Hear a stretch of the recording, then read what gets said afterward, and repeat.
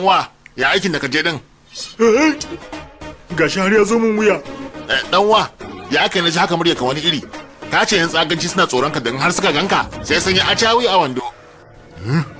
Ya kake kawo hauhawar yanayi a sababban lokaci? Lamari na kamar na wanda ya tsalle ne daga jirgi mai kokarin faduwa yana kokarin bude kumbo.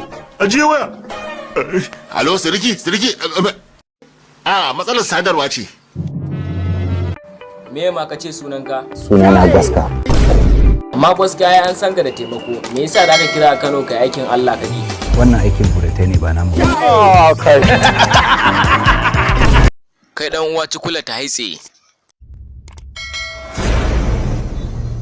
Oke kai na gori baka san mutane ba ko? Barka dai. Zan iya sanin sunanka na gaskiya? Sunana Dira Badara, shugaban Rabtadu, baban Shoban. Oke shugaba ne kenan ka ce mai ya zauna. Ku zauna.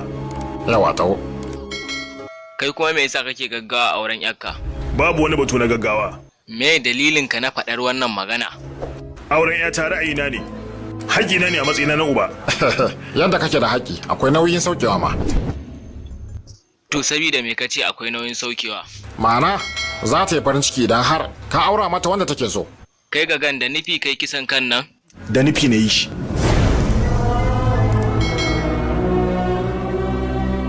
Kana yanke hukunci da yawa a ƙauyenku.